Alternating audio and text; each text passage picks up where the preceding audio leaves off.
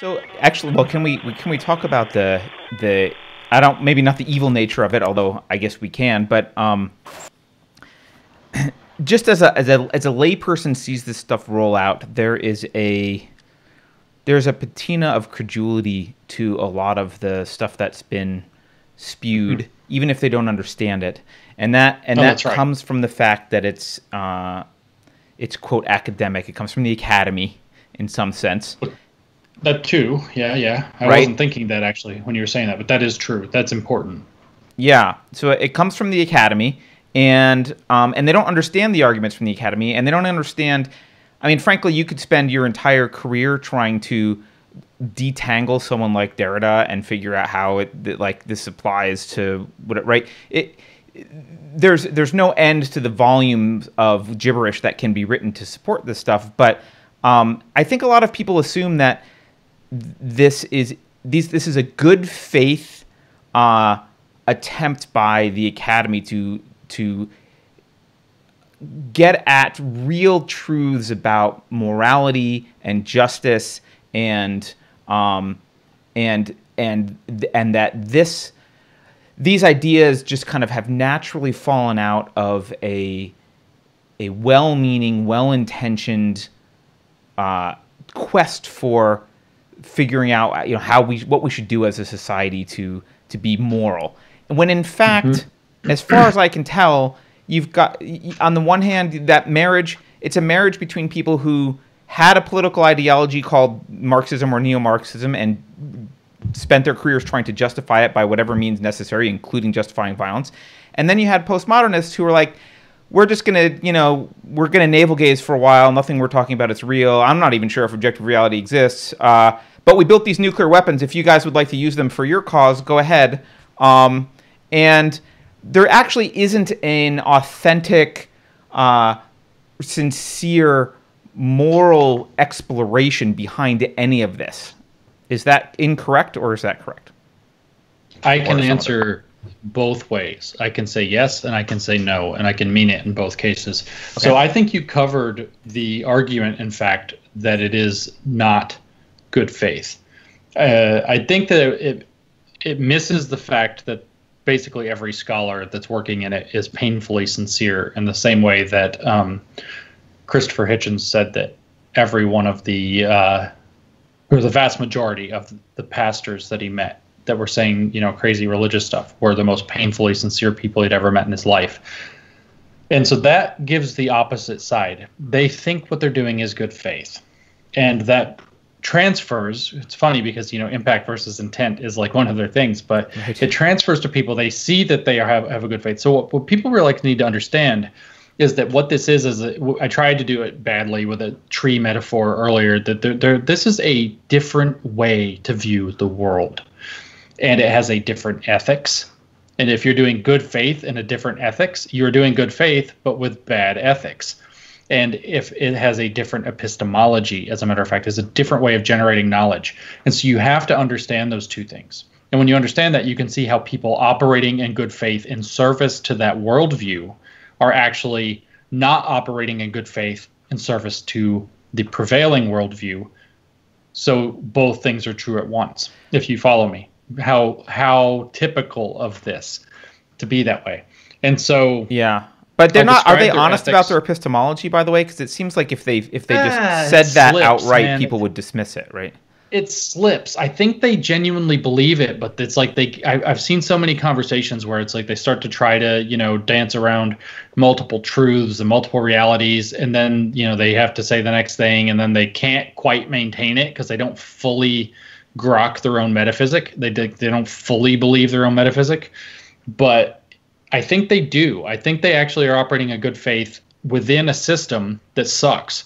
And their ethic is that critical theory liberationism, which is kind of by any means necessary, tear apart the oppressions of society so that we can effect liberation from that oppression as we defined it, which basically means not being communist.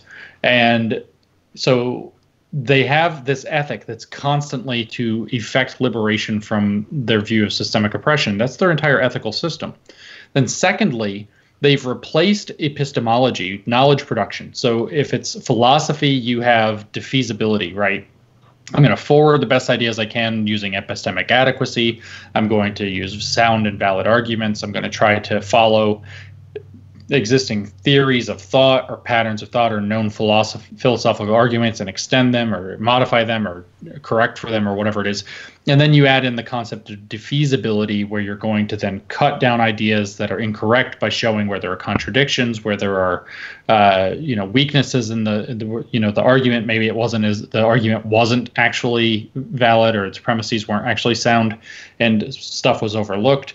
So this is defeasibility. How might this belief be false? And then you explore whether or not that's the case. And so this is how philosophy proceeds to generate something that is or is like knowledge. And then in science, it's harder than that, because we proceed from theories, which are very robust, built-up objects, to forward new ideas, and we cut those ideas down with falsification, which is do the experiment. As Feynman said, it doesn't matter how beautiful your theory, if it disagrees with the experiment, it's wrong. Right. And that's falsification. And so that's a standard. In this case, they've changed everything. Their epistemology is that they forward ideas from the lived experience of oppression, and they cut bad ideas down by seeing where there are problematics, where it hurts somebody's feelings, where it could cause the maintenance of systems of oppression and so on. So they're operating in good faith in a system that doesn't even think the same way. This is why, it's perfect for your show that you call it Deprogrammed, because people are like, well, isn't this like a cult indoctrination? And I keep telling people, no, this is not indoctrination. It's reprogramming. It's literally changing the way people think ethically and epistemologically about the world. It is a completely different view of the world, which is not the same as an indoctrination. But I've heard Helen say this before, which I really like. She made the point that a lot of this is really a luxury afforded to them through a society built on the opposite premises of the ones they're putting forward. That's correct. That is correct. But it's your two trees analogy. Right. They don't understand how the society works, right? They have no idea. So when we say the two trees, if we take to that metaphor where I said that the one is a parasite off the other, it's not rooted in the ground. It's rooted in the side of the trunk. But they don't know that. They're just floating around in the canopy. They don't have the slightest idea how a food supply chain works, and they don't care. The food's at the grocery store. Duh. They have no idea how anything works, and they don't care to look. They don't look at the roots. They don't look at the bottom of the trunk. They're floating around in the leaves, playing in the fruit, dancing around. And the tree is actually a parasite growing out of the side, not out of the ground. It is growing out of the side of the tree, the liberal modern tree. And so it is. This is a set of luxury beliefs that can only be supported by a successful and strong system that can produce excess wealth to fund these people from doing this, because subsistence farmers aren't doing critical theory. They don't have time. They're a bit busy, not dying by digging up rocks and trying to plant corn. So this is a set of luxury beliefs that, and I don't know any other way to put it. We want to get to bad faith, but I don't think it is. I think it's willful ignorance about how things actually work. I think it's utopian thinking. And it almost sounds like you're saying Marcuse was right in some sense, that like there is this established universe of meaning, there is this dumbing down of people, and this affords them the free time to go off. And he thought the threat was that they would go off and support capitalism, but instead it actually enables them to go off and ponder critical theory. I don't know. To some degree, and that's when we were saying before, that you said there's a veneer of respectability because of the academy, and I suddenly said, oh, that's not what I thought you meant. Everything that they're saying has grains of truth in it, every bit of it. There are pieces of all of it that are true, and that's why it works. So when they say something like white fragility, some white people actually do throw a fit when they have to deal with looking at race in an uncomfortable way, and they don't know how to do it. It's not totally made up. It's not pulled out of a hat. If it's pulled out of a hat, it'd be harder to believe. There are people who are genuinely put to conflict because of feeling like they're forced by society to constrain themselves into a sex or gender role. So the queer theory thing has that kernel of truth at the bottom, and they can always point to that and say, well, what about the person who blah, blah, blah? And, they give the sad story about, well, somebody grew up, she's a tomboy, and she never felt like she was really a girl, and now she was made to be a girl and wear dresses, and she was miserable, and then she committed suicide, or, something like this. they can always point to those kinds of stories to show that, things aren't perfect, and that there is therefore a kernel of truth, a veneer of truth to it. It's definitely the case that that when you have a very wealthy society that can afford, say, performance artists, or that can afford airy-fairy theorists who don't have to do experiments on things like practical, how do you make the planes fly or whatever. They can do just a airy-fairy theory. When you have enough luxury in society to do that, then people can run off and study whatever it is. Again, Marcuse, it turns out, was incorrect about what fancies they would follow, because he underestimated, I think, the power of the thing he was unleashing into the world, which is bitching about everything. And it's very cheap and very easy to bitch about stuff and look cool. To look like you're the smarter person who figured out the loophole in the system, and everything you ever thought was wrong. Look at how I just blew your mind. I found the counterexample. That's a very seductive way to think, especially to people who are not trained and disciplined enough to do careful, rigorous thought. So, I mean, one other element of this then becomes the overproduction of elite cultural professionals. Overproduction of actors, overproduction of performance artists, overproduction of elite academics, and there's just not enough jobs to give these people something to do. And so what you end up with is a large number of underperforming people and a small number of highly successful people who seem to be getting all of the accolades. And a lot of those, it doesn't take all of them. A lot of those underperforming people are very quickly going to become envious and decide that the society is somehow unfairly favoring that jerk. I mean, I've had stories like this in my own past. It's happened in every, like you talked about, we're now at a place where we're looking, because it has become culturally dominant in the mainstream, we're looking at the big picture and working backwards now to explain how it can rot any small group from the inside out, right? Mm-hmm. But back before we got to this point, when we were talking about the small groups, you could see it happening. I mean, in the feminist door. So I think of social justice ideology as, there's several doors you can use to get in there. I opened the feminist door to go inside, and in the feminist, intersectional feminist, third wave blogging world, 10, 15 years ago, this happened where there were a certain number of feminist bloggers who rose to the top, who had the successful blogs, who were getting jobs in legacy media, mainstream media, who were writing books, and then a lot of envious other bloggers who didn't have a big platform, who started huge mobbing campaigns where we talk about how they always eat themselves, but a lot of times that's because it's like, you've had your turn at the top, I'm going to pull you down. And they pull people down in the same way they pull anyone down, which is by going after their identity or their privilege, and whatever. Who they slept with or who they hooked up with that gave them a leg up they didn't deserve. Oh, you slept your way to the top. Yeah, totally. Yeah. This has even happened to me where maybe, I suck at philosophy. That's fine. I don't care. I'm putting forth my ideas. I'm putting them out into the world, and that's what there is.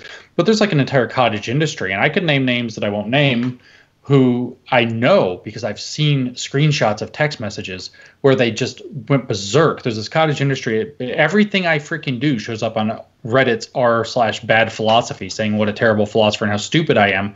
And you can just read the envy. And you're like, oh, Jim, you can't interpret what they're saying. No, I've seen the freaking text messages saying he's stupid, he's a second-rate thinker, I'm a lot better thinker, and my essays aren't getting... Yeah. And it's like, bitch some more. I mean, that's what this is. It's a standard form of envy, but what we're now in is a non-standard way to mobilize complaining using social media, and to mob people on social media, or to create Reddit threads about how stupid they are and relentlessly try to drag them down and nip at their toes. Whereas before, you had to put some real effort into harassing somebody into wanting to kill themselves or quit. Not now. It's now, in fact, it's weaponized to the point where you can just allege something and everybody's like, oh, no, he's a racist. We got to fire him. Quick, get him out. Tearful apology. Then fire him. Oh, your wife said the wrong thing. Fire him. It's like, you can see what this is. It is hard to succeed as it is. We have an increasingly bent gig economy where the gig economy is much more like a free market. Free markets create gilded eras. You have to have proper regulation on markets or else you get gilded eras. If the market's too free, it's no longer free because a small proportion of people get all of the credit. Here's a great example. Gig economy, period, though. You have a small number of people, say on Patreon, making loads of money, lots of people scrabbling for some down below, and some proportion of them are just going to get jealous and decide it's not fair that other people are doing better.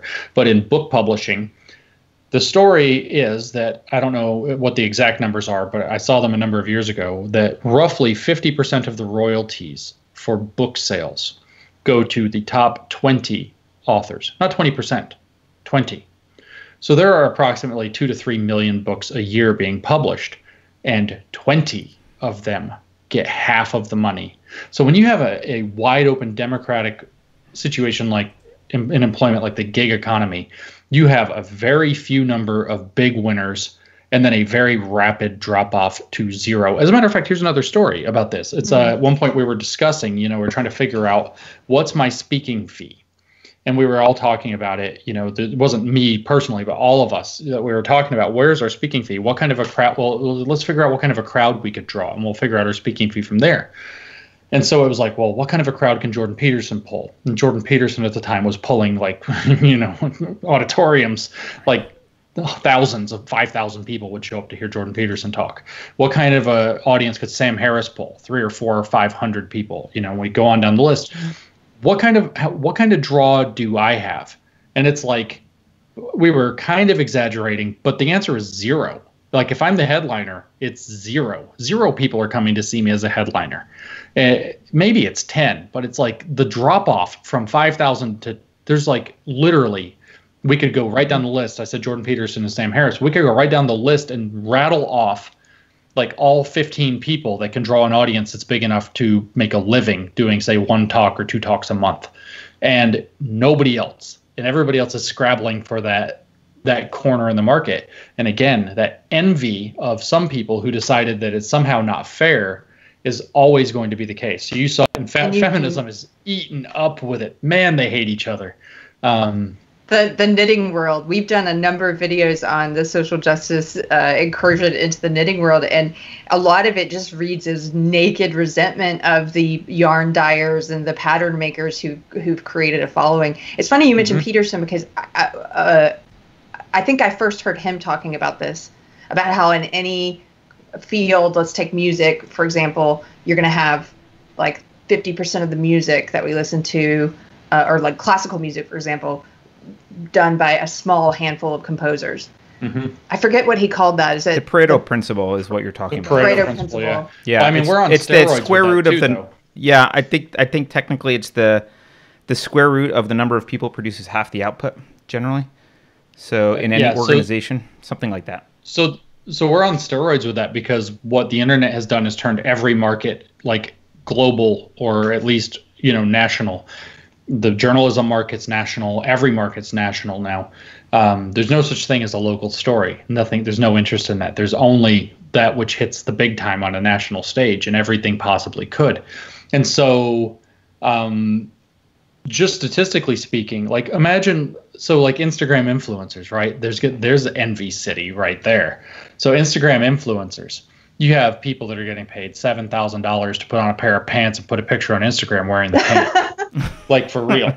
And these people are, raking in money hand over fist faster than they know what to do with it, and that's fine. But the problem is obviously that doesn't extend to most people, because most people can't become influencers, because there is some kind of a distribution, which might be normal, it might be Pareto, it might be whatever shape that defines talent in that particular regard of whatever's selling there. And with Instagram influencers, it's going to have to be like crazy photography skills, or crazy attractive, or crazy athletic, or some combination of all of those. And those are the only people who are, we're talking tail end. So 30 years ago, you mostly had to compete against a local market. So if you were going to be the singer of your town, you only had to be better than, whatever number of singers would show up, 40 singers or whatever. You only had to compete against 40 people, and everybody knew you had to go somewhere like LA, and that's where it got really hard, and that's where all the talent went. And you have all those stories like, oh, you're at the big leagues now and you can't compete. But now everybody's comparing themselves to the top person in the world in their field.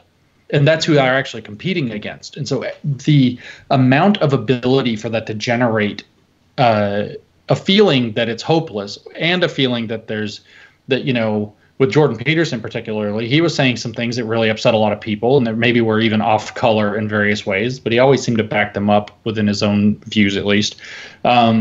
And there were a lot of people whose views were, God, I could do the same thing he's doing so much better than he could. Why does he get so much attention? And that's just a breeding ground for envy. But when you're comparing yourself against a literally global, or at least national or multinational market, and you're looking at tail end behavior statistically, there are only going to be a few people who are at the top of anything. And then it's only a small proportion. I mean, what is it? Sturgeon's law is 10% or 90% of everything is crap. I mean, it just says that, you have to get to like 1.8 standard deviations above the mean to be good. The definition of good is 1.8 standard deviations above the mean, or whatever the number actually works out to get to the top 10%.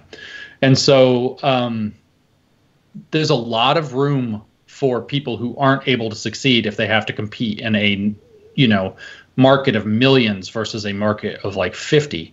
And then that generates a lot of, again, overcompetent, overeducated, if it's in academia, people who don't have a gateway to success. We have tons of academics who don't have a gateway to a tenure track professor job and are caught in below minimum wage adjunct hell. And it's so, this happened once when I was at my university, when I was doing my math PhD. I went walking one day down the street to go get dinner, and I had to walk through this protest. And I'm like, so this guy grabs me by the shoulder. He's like, hey, you want to hear about our protest, what we're here campaigning for? And I'm like, sure. What is it? He's like, it's a grad student protest. I was like, oh, I'm a grad student. He's like, well, here's what we're, pay conditions, blah, blah, blah, blah, blah. And I was like, yeah, I don't get paid a whole lot with my stipend, but I'm not like really upset about it. It's okay. It's not good. He was like, well, if you don't mind me asking, how much you getting paid? And I was like, I think at the time it was $13,200 a year plus school, plus tuition and fees. And they were like, what? That's like 4 times how much we get paid in the English department. This is an outrage, blah, blah, blah, blah, blah. And I was like, oh, this. And they were like, why does the math department deserve money? And I literally, I feel kind of like a jerk. Look, I was like 24, but I like looked at the guy and I was like, because skilled labor pays. And I just walked away. Yeah. And but when you think about it, if you're creating armies of people with masters and PhDs who can't get elite jobs, who feel like they deserve elite jobs and even bachelor's degrees, and they have tons of time on their hands, and they think that they're like the greatest thing since sliced bread, many of them are going to become envious, and they're going to get into these kind of envy theories and just start trying to tear down the thing. You can read this all in their literature. The critical nutrition book, it's like we had a business where we tried to bring indigenous herbs into our nutrition counseling or whatever, and our business failed. And that just shows how anti-indigenous our culture is. No, it shows that your business sucked. That's all it actually showed. And then they're like, so we started to write papers criticizing this culture of anti-indigenous culture, and we submitted them to nutrition journals. And the nutrition journal said, this isn't nutrition. We can't accept this. And they're like, that just shows how anti-indigenous they are. And it's like, oh my God, it's just incompetent people complaining. It's and I know these people in their jobs. I've seen it. I have a friend who fired there's this woman that worked for her. She has a small business, like a dozen or dozen and a half employees. She has a small business. She fired this woman for incompetence, bad attitude, barely ever working, not wanting to show up, like constantly complaining and causing problems.